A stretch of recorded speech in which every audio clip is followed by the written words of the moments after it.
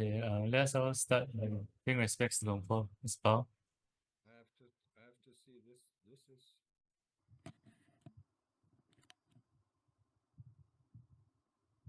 This is picking up. This doesn't pick up my sound, huh? I'm just getting ready.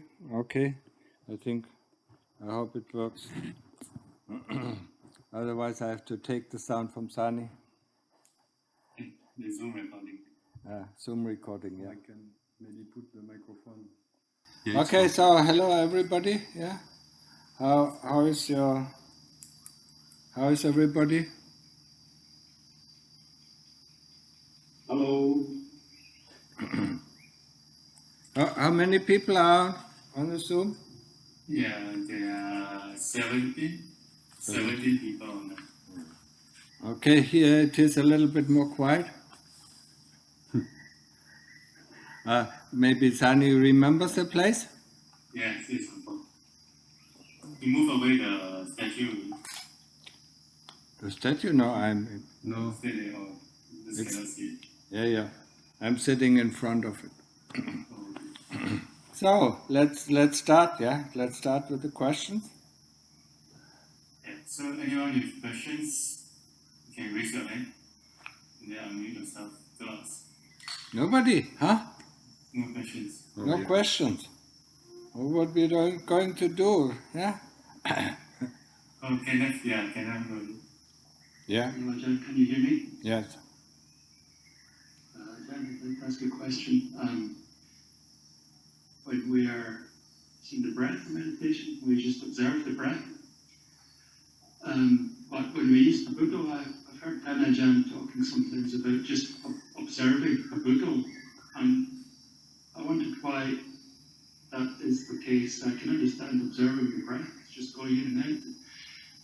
But with the Buddha, we have to kind of make it happen ourselves, or is it the case that the Buddha all becomes automatic so that we can just observe it as well? Yes, exactly. The Buddha will become automatic, and then you can observe it. Yeah, and you still have to mentally repeat it. Yeah, but then you can observe.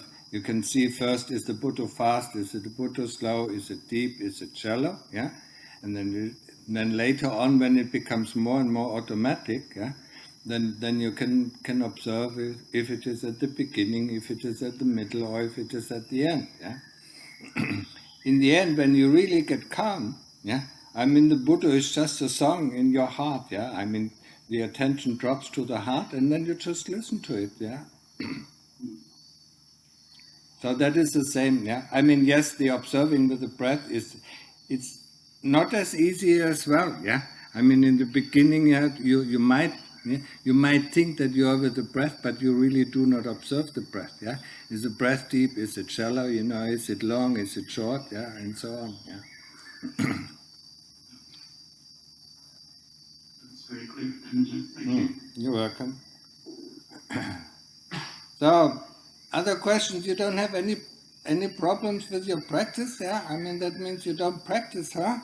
Yeah. How many hours a day do you practice? Yeah. She's from Singapore. Where?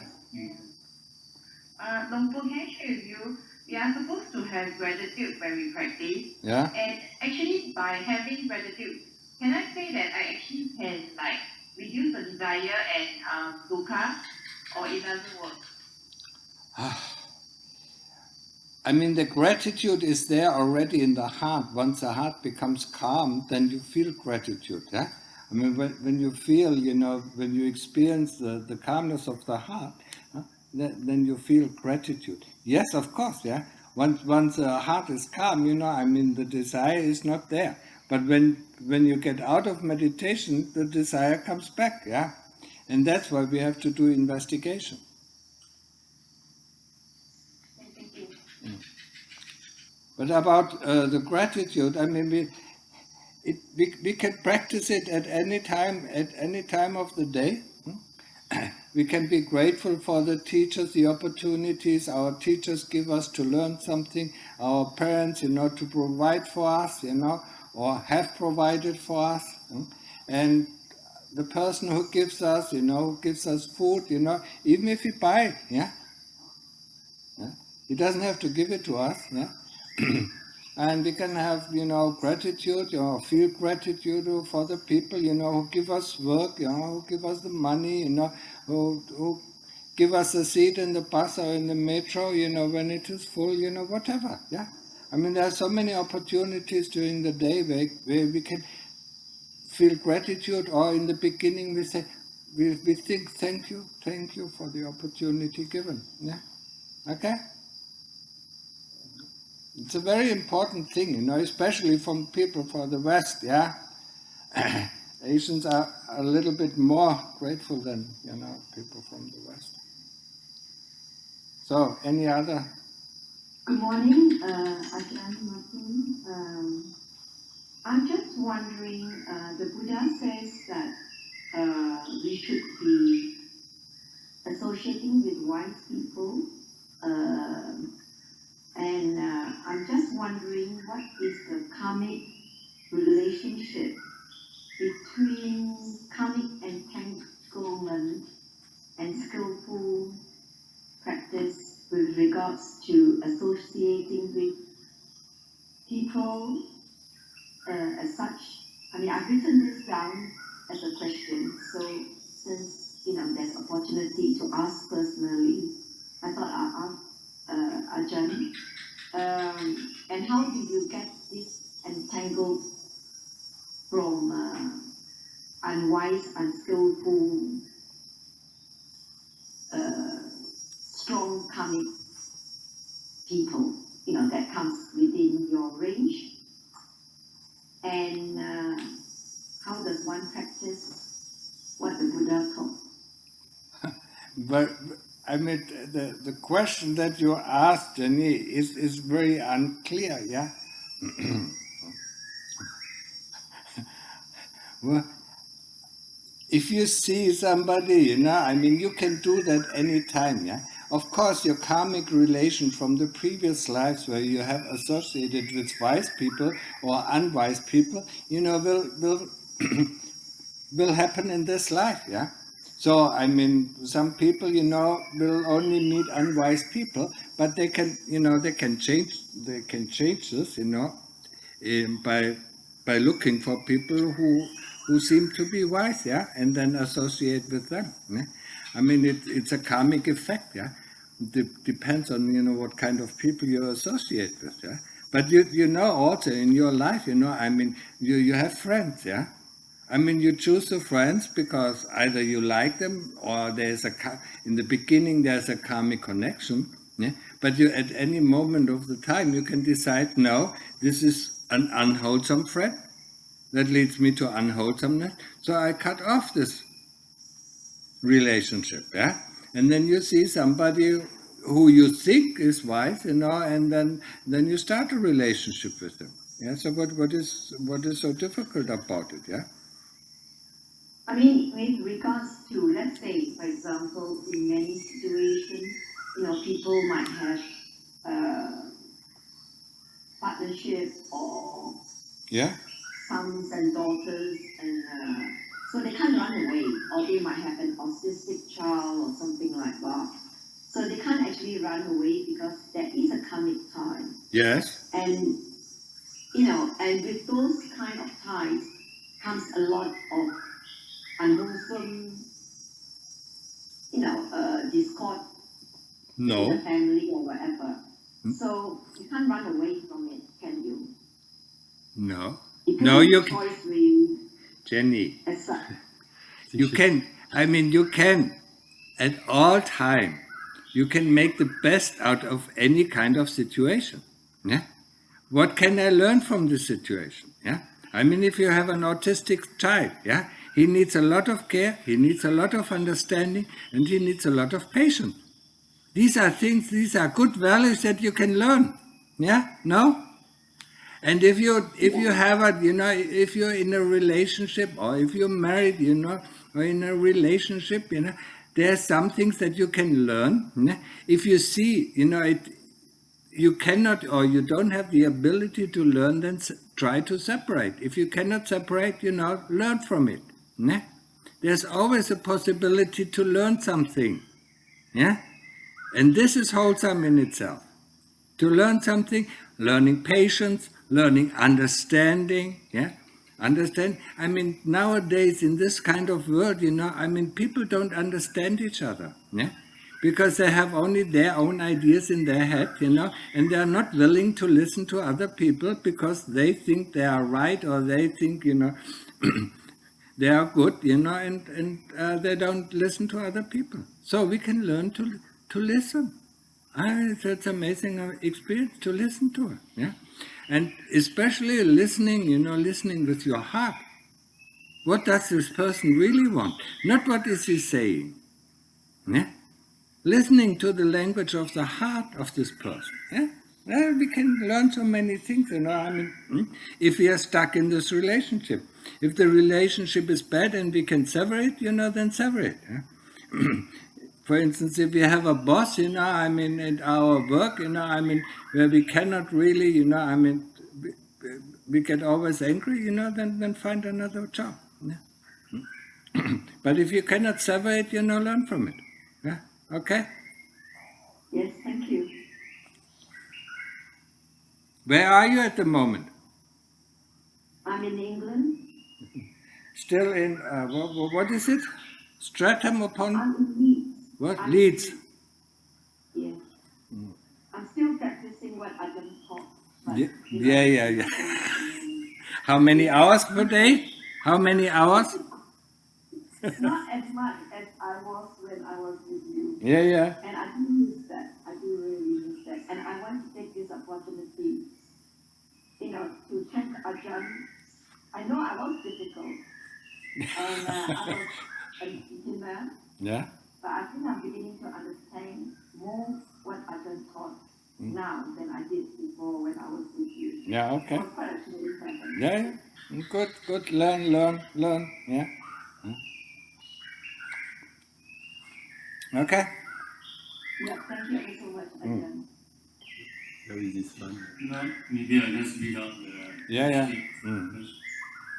So first question, one dummy whenever I have been myopic since childhood and has some other eye problem as a consequence. I also happen to have quite great desire for eye-related sense pleasure, like watching movies, shows, reading storybooks. As Lord Buddha said, craving is disease. I think I may have these problems as a result of my craving and also my karma from past lives. How do I reduce my bad karma? What kind of problem does he have? Myopic, I think some eye-related problems. He cannot see properly, or what? No, he has a lot of cravings related to the... He has a lot of craving related to the eyes, like watching movies, shows, reading book, and so...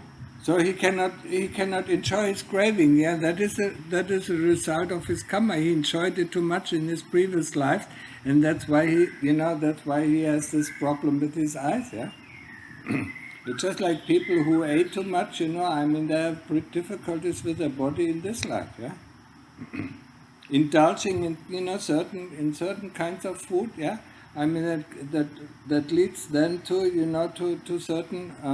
What is it called? What? No, not diabetes. When you get histamina, you get a certain kind. When you eat some food, you get allergy. Yeah. If you eat a certain kind of food, in your previous life too much, in this life, you're allergic to it. Yeah. It's a result of your karma. How to reduce the depth of this karma, reduce the greed, yeah. What is it, watching this and watching that, reduce it by watching yourself, yeah. You don't need your eyes, you close your eyes and look inside, yeah. That's how you reduce it, yeah. And do some investigation. What are all these things bringing you? They are all distractions, yeah. They distract us from our dukkha. Yeah, and dukkha is the first noble truth. So we should reflect about, okay, that is the first noble truth, and investigate it. Yeah, I mean, what is it? Why do we want to watch this, or why do we want to observe this? Yeah, I mean, when we close our eyes, we don't need our physical eyes. We have our inner eyes. Yeah? That's all what I can say. I mean. Yeah? It comes, the karmic consequences come, from the previous life where he used his eyes, so much, that he has a defect in this life. Yeah? So, yeah, and that's why he has this problem with his eyes. Yeah? And, I mean, now he should, to reduce the karmic consequences for his next life, not for this life, is, to go inward. Yeah? Practice meditation, Buddha, or observing the breath going in and going out. He doesn't need his physical eyes. Yeah? And whenever he wants to see something, then he should look inside. Yeah, okay. There's enough things to see inside. Yeah, but he probably doesn't like it. Yeah. That's all. Yeah. Okay. Next question. As I practice and want to reach at least Sotapanna level in this very life, I get doubtful about what if I can't get to that level and die in vain. This demotivates me. How do I overcome this? Thank you so much, Ajahn. And this is just doubt. Yeah. I mean, if I go in the right direction, yeah, and then even at the end of the life, yeah, this going in the right direction is never in vain. Yeah. What can happen? Yeah. I mean, what is likely to happen if you have the wish to continue in your next life, then it is likely to happen that in the next life you just continue on the path until you reach Sotapanna. Yeah. What might happen is that you get sidetracked in your next life and you forget about it. But the practice that you have done, yeah, the practice of the sila, the practice of investigation, the practice of samadhi is not lost.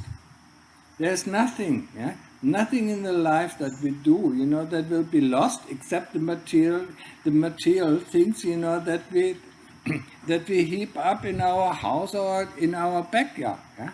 These things are lost, yeah. But everything that we develop inside our chitta is not lost. Nothing is lost, yeah. Remember this, I mean, and then you don't have any doubt, yeah. I mean, the doubt comes from the kilesas. All the doubt comes from the kilesas. Maybe I'm not practicing right. Maybe I'm not doing this right. When I sit in samadhi, maybe my sitting position is not right. That's all doubt coming from the kilesas. Eh? Remember one thing, when we sit, we close our eyes, we sit comfortable, and then we concentrate on the chitta. Yeah? And all this doubt about if my practice is right or wrong, yeah, is a form of thought, that we should replace with the Buddha or with the attention on our breath in and breath out. Yeah? And so then there is no doubt anymore. And the same thing, if we go the right path, if we go sila, samadhi, panya, then it's always the right path. Yeah? And if we wake up in the morning and remember to be with our Buddha or the breath, that is the right path. And as more often we remember during the day, I mean, then we are on the right path. Yeah. And if we do some investigation or some daily reflection in the evening, I mean, then we are on the right path. And sooner or later, yeah, for some people it is sooner, and for some people it is later. Yeah, patience is one of the things that we need. Yeah, so don't doubt it. Yeah. Okay, next. Next question. I have heard that wrong samadhi is where the mind enters calm and there is no awareness at all. Is this similar to what you mean when you say you are quite mindful, but what you are lacking is sati?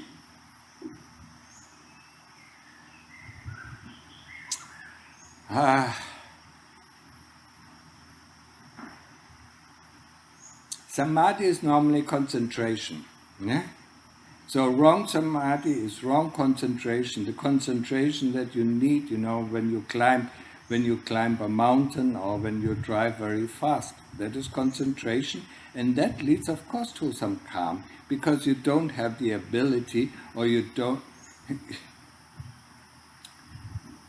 want to think about anything else, because the moment you think about anything else, you crash your car and you might die, or you fall off, from the mountain. No matter what kind of sport you're doing, this is wrong kind of samadhi.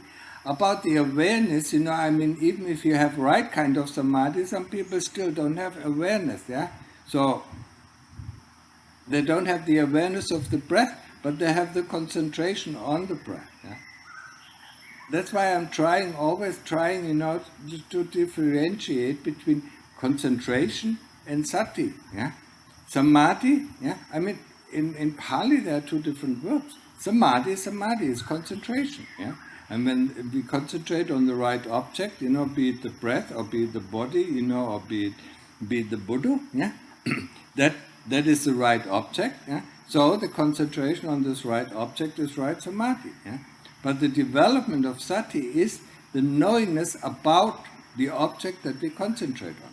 So you cannot, or I don't know, I have never, I never was a mountain climber, and I never was driving so fast, so I don't really know if you can have awareness, But awareness develops, develops when we know about the object that we concentrate on. Should a lay person who has options to hear the Dhamma of many teachers learn from many, or focus on just a few, or only one? I always say focus on only one. I know this is quite common. This is quite common. Be it here, be it in the West, or be it here in Thailand. People went from one arahant to the next arahant, and got so many teaching, and in the end they were confused, even though these people talk about the same thing. Select a teacher where you have the feeling, where you have the feeling that he is a good teacher, and stick with him. Once you see that this teacher cannot answer your questions anymore, then find another teacher. Stick to one teacher is much better than having many teachers. In German there's a saying, too many cooks, make the food terrible. Okay? If I get a job providing wrong information, is that wrong livelihood? No. Why should it be a wrong livelihood? You can... wrong life... job providing wrong information. If you are the one who provides wrong information, then it is, then it is going against the sila of not wrong livelihood, but of lies, of the four musa, But if you get, because of somebody else tells you a job, that is not as he describes it, then you realize it, and then you evaluate it. If it is against the silas, against the 5 silas, when this job is against the 5 silas, then you look for another job. It is not wrong livelihood if you get any kind of disinformation, or if you get the job. Just find another job. If it is okay, if it is within the 5 precepts, it's okay. And if you like it, If you don't like it, or if it is not within the 5 precepts, then find another job. It's the person who gives you the wrong information who is in the wrong, not you, who listens to the wrong information. Okay? Last question. Dear Ajahn, thank you for your teaching. On your previous Zoom session, I asked you about seeing the hell realms. Since it was 5 a.m. my time, I immediately went back to sleep right after the talk and had the most wretched-bound dream of hell ever. Once able to enter Upachara Samadhi, my intention is to search for and save my loved ones in hell. If saving others from hell is possible? If so, is saving others from hell possible? If so, how do I do it? Thank you. I doubt that it is possible. There might be, I mean, if you really advance, if you know what kind of karma he has done that brought him to this hell, and if he's a close relative of you, so if it is your father or mother, there might be some ways, but don't ask me. I think it is very difficult. I mean, even the Lord Buddha could not save, the queen. What was her name? The queen Malika. Malika, from hell. She was 7 days in hell. He couldn't save her. So I mean, I doubt that it is possible. What you can do is, you send or you make a lot of merit for them, so that when they come out of hell, that they have, the opportunity to go up. That's what my understanding is. If the Buddha couldn't save, and Queen Malika, was a very devout, devout disciple of the Lord Buddha, and very generous, but she still had to go to hell for 7 days, So I mean, if he cannot save her, how can we, save people in hell, But what we can do is, giving them a lot of merit, making merit for them, or, sharing the merit of our own practice, or of our own generosity with them, so that when they come out back in the ghost realm, so they can live off that, That's all what I can say, Anyone else on Zoom would like to answer a question? Yeah. I mean, what about people who have killed them or who commit suicide? There's so many incidences. Do they have a chance of a reprieve, even though they are very good people? I mean, that depends on, in which cycle of suicide they are. Normally it is that, I cannot confirm it because I don't know it. Normally it is that, if a person commits suicide, the next 500 years he will commit suicide. So if it is the last life, if he has become a good person, and it is the last life, there will be no more suicide, But you cannot help them, You can, if you think, if you think that a person is suicidal, show them the way out, That's all what you can do. But if he has already committed suicide, there's nothing that you can do anymore. Most of the people, in this world who commit suicide now are people who have done that in previous lives, They cannot handle the situation, they find, but, hopefully, after 500 lives, that is what is said, I think I read it in the sutta. That's what it said, after 500 lives of suicide, they are released from their karma. And that is a terrible karma, So you better help them before they commit it, Okay? Yes, I will. Thank you. So, Sani, that means no more questions, or? From the Zoom? There is Claudia. Would you like to unmute yourself?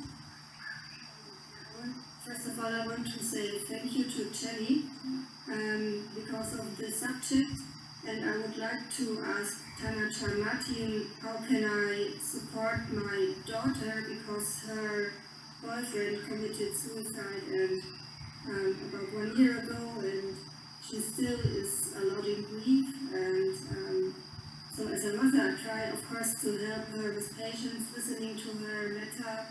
Is there anything else I can do for her that she can accept the suicide of her boyfriend?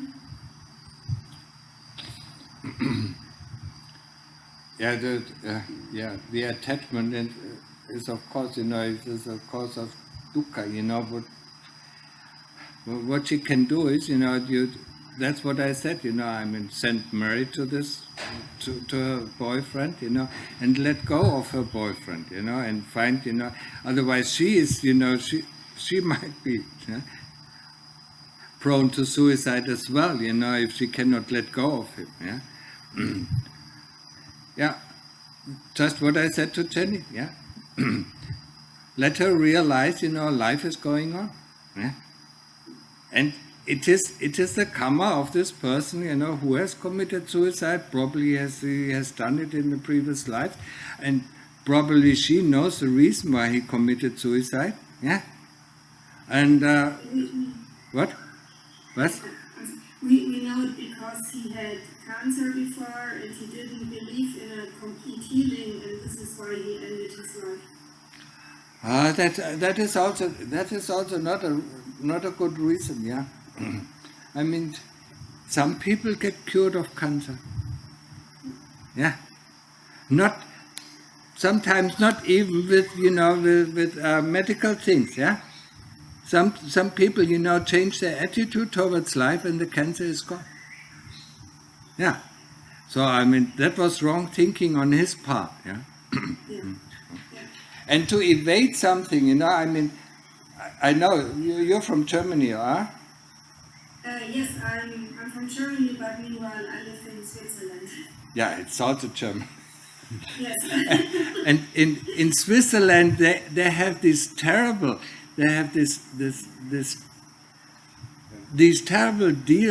that people can go into cleaning, to die. And I think this is completely wrong. That is completely against, against the precept, yeah. Even in Christianity, the killing oneself is a sin, yeah. So is it in Buddhism. Yeah? One should not kill oneself because one has to face the same kind of problems in his next life, yeah. And if he does it in this life already, he's much more prone to do it in his next life again and again and again and again, yeah. Until he comes out of the cycle. But for your daughter, the best thing is to let go of the boyfriend, yeah? Find something new, let go of the attachment, because there are so many other things, maybe she should try meditation, share the merit, share the merit with her boyfriend, but yeah, that's all what she can do. Yeah, that's a good inspiration, I think. So she doesn't follow the way of the Buddha, but I think I can try to talk with her how she can share merit maybe her own way. So, but this is a good way to a solution, I think. Yeah, in Christianity also, I mean, being a good person, and wishing, I mean, wishing, may you be happy, may you be free from suffering, may you be, these things, I mean, as a Christian you can do it, yeah, and tell her, I mean, she can share the merit, of her doings, of her good doings, just like a person can share the money that he earns from a job with anybody that he likes, yeah. Yeah, that's a very good inspiration. So thank you very much. You're welcome. So, Sani, others? More people coming out? More people realize they have questions? Anyone else? And Yeah. excuse me, I'm just a little bit curious to know where you are. It looks like a different monastery today. Yeah, today is the other monastery. I mean, if you looked at the YouTube videos, at the moment we make a little recluse monastery for people who are very interested in intensive practice. Yeah? So it is only for monks, and some very serious lay people. Yeah, and we are just building it up. Yeah. Is that close to what we're going to? Yeah, it is. It's not far away. It's about. I mean, if you walk, it's about. If you walk, it's about 1 hour and a half. So 1 hour and a half. yeah, because it's through the forest a bit. And through the forest. Yeah. When you drive, it's about 30 minutes.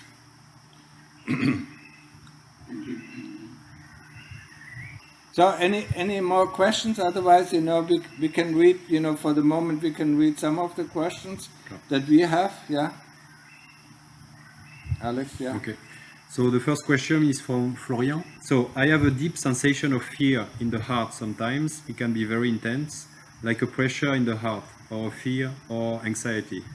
When I start to meditate 2-3 hours per day, it really starts to appear and doesn't disappear for days.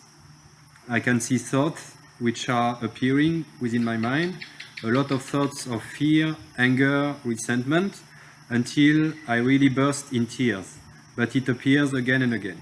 How could I deal with it? I try to use panya, observing it, trying to accept it, to understand where it comes from. Thank you very much. That is not easy. First of all, before fear comes, there's a thought or there's a memory that induces the fear. And sometimes it can just be the fear of losing oneself. It can be the essential fear. I mean, when you go into samadhi, I mean, you suddenly you lose the sense of self. So that can be an intense fear. So what he can do there is go into samadhi and experience samadhi, and whenever he comes out of samadhi, he says, there's nothing to be afraid of. Because that kind of fear is the same kind of fear that little kids have, when they first time go to sleep, they don't know if they wake up. But if you have the experience, going into samadhi where the self disappears for a while, and then we come out and we see actually this is much, much happier than the way that we live, the way that we live in the world. I mean, he can reduce it. The other thing is, he has to be extremely careful. So what he can do is, when the fear comes up, like I said, feel the fear, and make sure, that he is with the Buddha or with the breath all the time, so that no other thought than the Buddha or the breath can come in. And then the fear has to disappear. Because in samadhi, there is no fear, there is no worries, there is no future, there is no past. So, I mean, fear cannot enter the space. Fear is coming from the kilesa. And also, what he has to say, anatta. He used the principle of anatta. There is fear. Okay, let's observe the fear. And especially important is what kind of memory, what kind of thoughts come before the fear arises. Because that gives an indication. And if he gets this indication, then he can do the investigation. If the fear has already arisen, he does not know what has caused the fear to arise. So he cannot really investigate. So he has to investigate what came before the feeling of fear or the tenseness or whatever it is. What kind of feeling, what kind of thought, what kind of memory, has come before that fear has arisen. That's the only thing he can do. It takes some time. I can be very intense. I mean, I've gone through these kind of fears for weeks and months. I mean, it probably was 1 or 2 years. And I didn't have, if somebody would have explained it to me, just look at it, look what comes before it, I mean, I would have been able to handle it much easier. So I had to, I had to accept it in another way. Most of our fears because of the unknown. And then, what we can do is, if it is the unknown, I mean, we don't know what is going to happen tomorrow. We don't know if we are still alive tomorrow. We don't know, we don't know anything, but we assume because of yesterday, we assume what is going to happen tomorrow. So, go into the unknown, drop everything, drop every association, every thought, every memory, every identification, and see. I mean, why should I be afraid of the unknown? I mean, I've lived in the unknown for 30, 40 years, so I mean, that's the only thing, I mean, fear of the unknown, or, I mean, really find out, what kind of thoughts are coming before, what kind of memories coming up before the fear actually arises, And you might have to go a little bit back, Okay, so. And last question here, it's from a YouTube comment, so probably after one video. Moria is his name. It doesn't matter. Yes. I mean, don't mention the names there. I Okay. mean, that is Sure. yeah. So when a person is born, it's already determined when he will die. So is this thinking against the Buddha's teaching? What would be the point of present moment volitional action if everything is predetermined anyway? I mean, that is a conclusion he makes, or she makes there, that is completely wrong. I mean, at every moment of time we have many possibilities in which direction we can go. When we go in this direction, I often explain it. I often explain, when you live in a city, you go on the main street, things will happen that normally happen on the main street. When you go in a dark alley, other things will happen. It is your choice to go in the dark alley because maybe, your desires, lead you towards the dark alley, or lead you towards that road, or lead you towards the forest, or lead you towards, the desert, or whatever. Yeah, I mean, it's your choice where you go. Yeah? Yes, when we are born, our clock is ticking. Yeah, and I normally say, our time of life is predetermined. However, it is not to the minute. I mean, we can change it to the better, or we can change it to the worse. So you can turn around the clock, to make it tick slower, so that you have a few more years to live, or tick faster, so that you have a few less years to live. Yeah. It's not, it's not that you think, I live 78 years and 3 months and 2.5 days. No, yeah. I mean, you can change it to 75 years or 68 years, whatever, yeah. But remember the other thing that it says, it is our choice at every moment. Of course, we have volition, yeah. And, there are 16 predetermined karmas, yeah? There are 16 roads that we can go at any moment, yeah? If you choose, for instance, we chose, the life of a monk, that was our choice, yeah? Nobody forced us, yeah? Other people, choose a life, to become a CEO or the president, or, just a farmer, or go, go into UNICEF and help other people, it is their choice, yeah?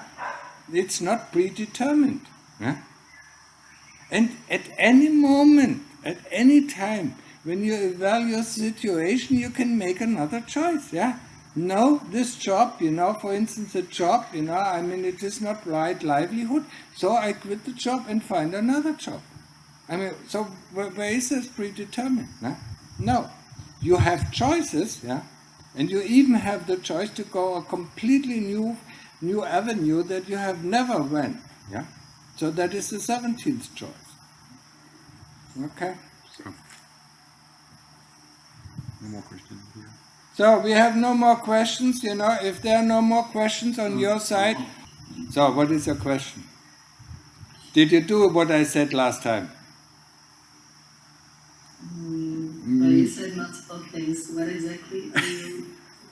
How to deal with the pain, how to deal with, with the disturbance, while you do practice meditation.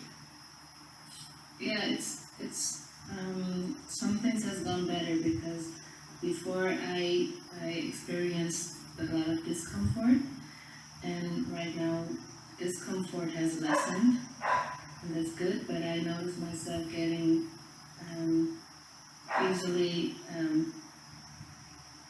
I would say in English, just lost in thought. And I listen to your, I start my meditation by listening to your talk for a moment, Yeah. and then I stop it after like 10 or 15 minutes, and then I try to proceed by myself, just by following my breath and in combination with Buddha. Yeah.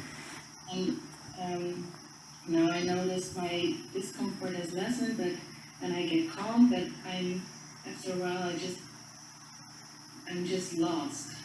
try to step back, and then I get, then I get a little tense and frustrated in my head, and I get a bit headache because I'm forcing myself to get myself back, and then I think, oh, well, this is annoying, and I want to sleep now.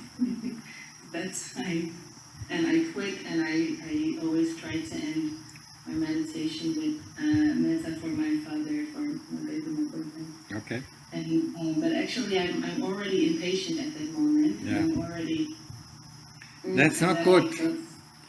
Realize and tell yourself there is impatience. Yeah? And look at it. It's an unpleasant feeling.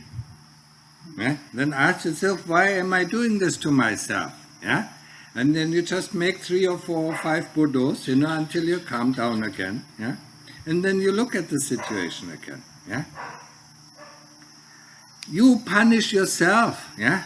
I mean, that is the normal sign of Christians, who punish themselves for the sins that they do. Yeah, I mean, they have the greed to do it, and then they punish themselves. There's no point in punishing yourself. Yeah, just tell yourself, okay, I got lost. Let's go back. Calm down. Yeah, be patient. Yeah, I mean, you will see. When this little thing crawls out, is it a boy or is it a girl? Girl. When this little girl crawls out of your tummy, yeah, it learns how to move the fingers, it learns how to move the arms, it learns how to walk, it learns how to speak, and it has utmost patience to do these things. Why? Because it wants to. That is the key. Yeah? So if we want to get calm, we can get calm. Yeah? But our expectations, how often did I talk about expectations? You see expectation and say there's expectations, okay, let's go back to the beginning. Yeah, just the beginning. We always start anew. Yeah? I mean, how often do we start anew? Just like the little girl that you will see, I mean, it climbs up, it falls over, it cries, yeah? Also frustrated, but then it climbs up again. Okay? Yeah, you're right. And about expectations, you're right as well, because lately I've been having expectations a lot, because I feel like I've been practicing for,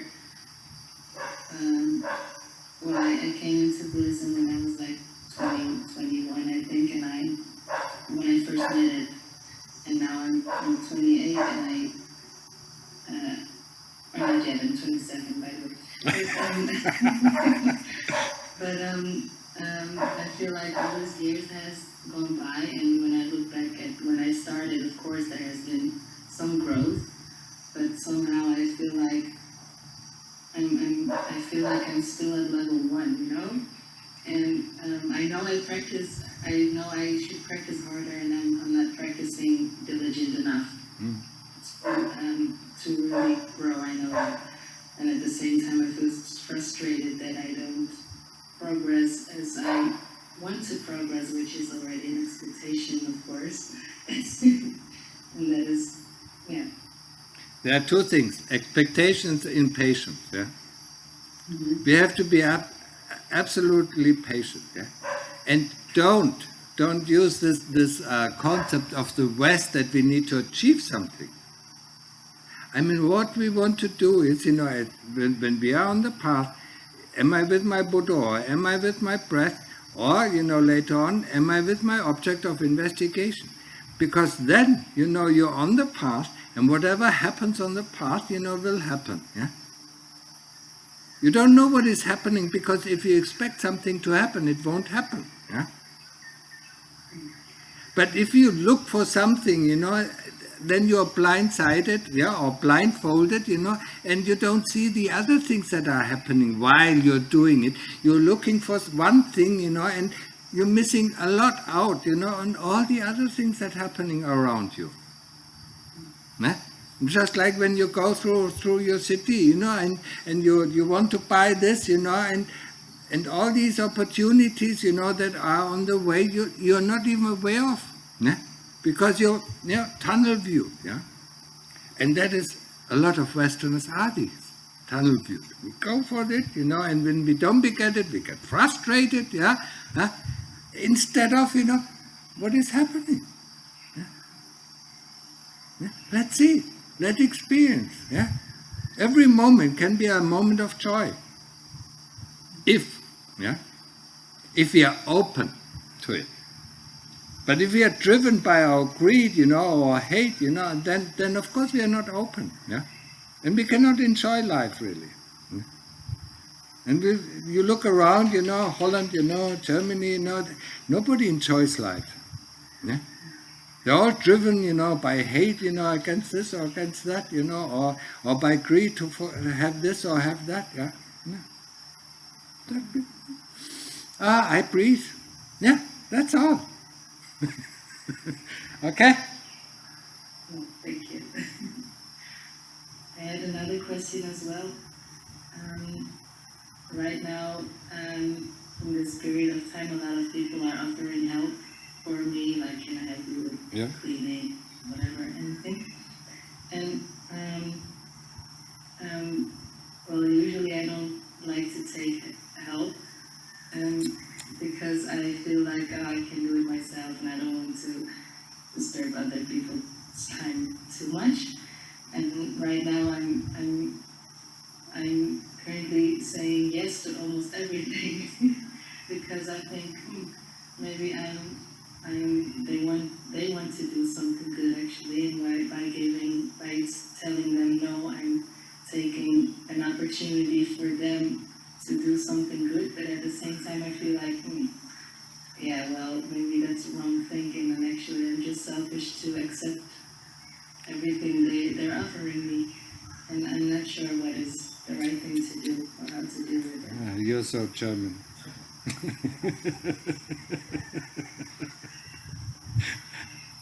Accept it. Give other, you know, you give others the opportunity to do something for you. And if other people offer you help, I mean, it is also your karma, your good karma. Yeah? That you have always, you know, also, you know, in previous lives or in this life, offered other people help, yeah? So enjoy. But, you know, I mean, if you're this kind of German, you know, mentality, like, you know, most of us, I mean, you cannot enjoy it, you know, enjoy that other people help you, and always think, you know, of course, that was right thinking, you know, giving other people the opportunity to make good merit, And don't push it away, you know, don't think, you know, I mean, we always think of ourselves, you know, we are not worth it,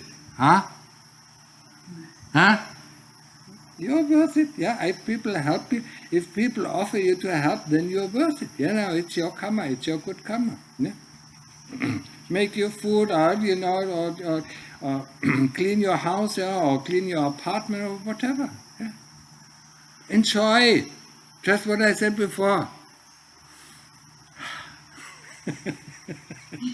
I know it is difficult, I mean, the Dutch and the German and the Swiss have all the same kind of mentality, They cannot enjoy life, They need to. I need to do it for myself, you know. Only then, No, okay. Thank you for your time. The Israelis as well. Okay, So, Sani, are there any others? Or do you have any other question? No, that's it for today. Thank you. Okay. Okay. Hello, Ajahn. Okay. San Luis. Where are you now? Yeah. I'm back here now. I had a good time. So a lot of things happened, but the one thing that I guess I can ask here is while I was there, I learned a very important lesson, and one of the monks kind of made a nice way of putting it. You know, for a long time, I didn't understand, is it Buddha, Dhamma, Sangha? and for a long time it was Buddha-Dhamma me, you know? And and how important it is to have that community. So I ended up staying for 1 week, not just 3 days, and I plan to go back probably at the end of the rains for the Katina ceremony. And I made some really good friends there, and I really realized how alone I've been on the journey in practicing. You know, I've had a lot of progress and a lot of amazing experiences that I'm still trying to figure out. And Ajahn is, I told him my whole story. I haven't been able to tell it here because it's long, but he said that there seems to be some strong karma in play, and which direction I'm going in. But what I wanted to talk to you about is now I'm practicing the Upasata days, and I didn't do that in the past. I was kind of just wild with my practice, but now I'm trying to really have a schedule. So yesterday was one of the Upasata days, and it was a lot easier to keep the 8 precepts. I mean, I always keep the 5 precepts, but the 3 precepts, not eating after noon, no entertainment. It's a lot harder when you're home alone. Yeah. Last week was okay.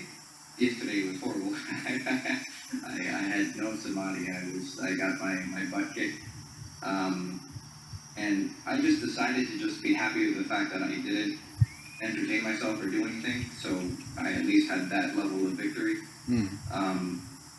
But that sense of community that I had while I was at the monastery is hard to replicate. And even though I'm so used to being alone in my practice, I realize how powerful it is to have that community. So, when I am home alone and I'm practicing, my wife is very supportive and all that, but, I'm practicing alone. Do you have any recommendations to, recollection of the Sangha or recollection of my friends who are at the monastery, and I know that they are doing the same thing I'm doing? Do you have any advice for when you're alone to have that sense of community? There is no meditation group around you in St. Louis? I haven't really looked. Have a look. But what you can do for your home, make a niche, in your home somewhere, where you have pictures, of monks that you like, something like that, so that you have the Sangha around it, I mean, also your friend, monk friend, mostly, not lay people, and, have a Buddha Rupa, and then keep that place,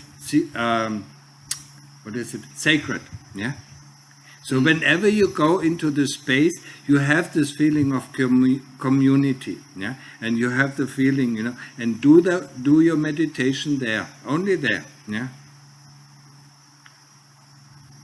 But also look, maybe in St. Louis there is a meditation group, but most of the time, I mean, just like in Holland, I mean, these people are, a little bit, all sorts of. But maybe there's a monastery. Maybe there's a Thai monastery around in St. Louis.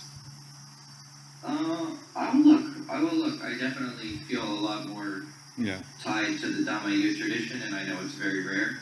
Even in Thailand, if I'm aware, the Dhamma youth is a lot smaller than the Thai. Yeah. So, I tend to like the more hardcore That's okay. practitioners, so I don't know if I'll find people. The only people on my level are the monks, that work hard.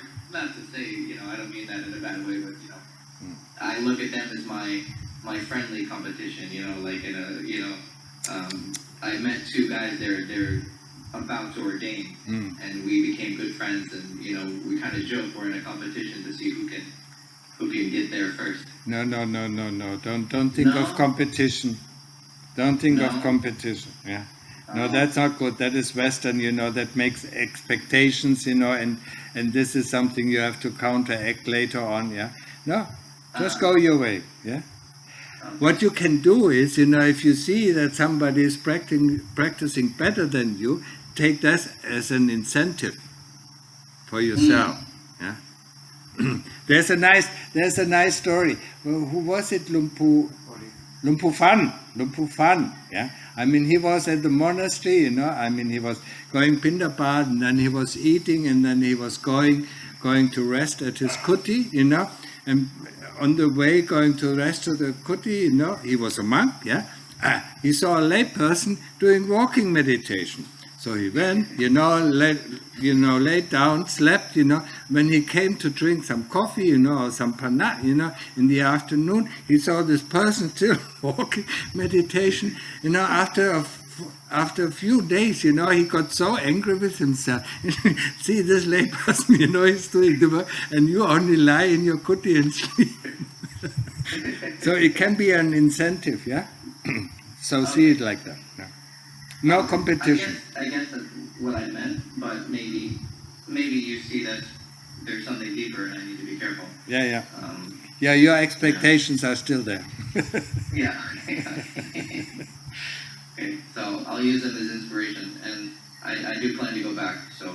Okay, good. But yeah, I had a good time.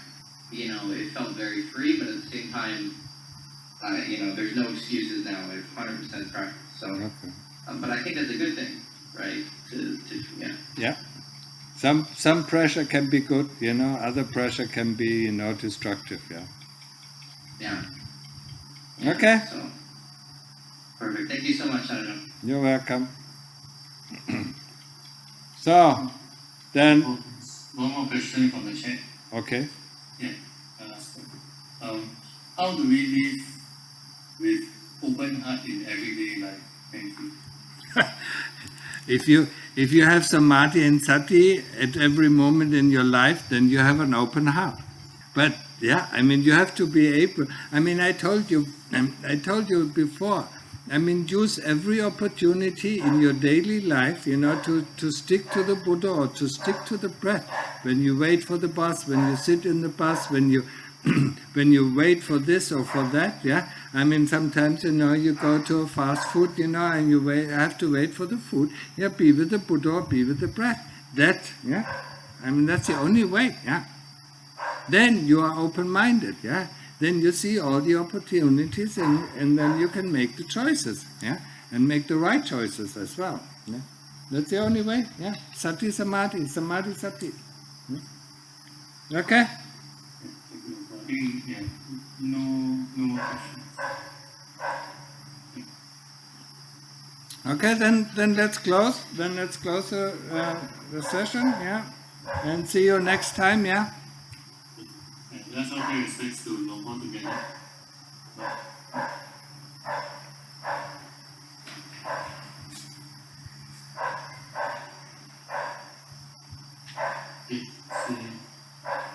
Thank you. Okay, you're welcome. And practice well, every one of you, yeah, every day, yeah. Don't miss out on it. And do your daily reflection, yeah. Okay, bye-bye.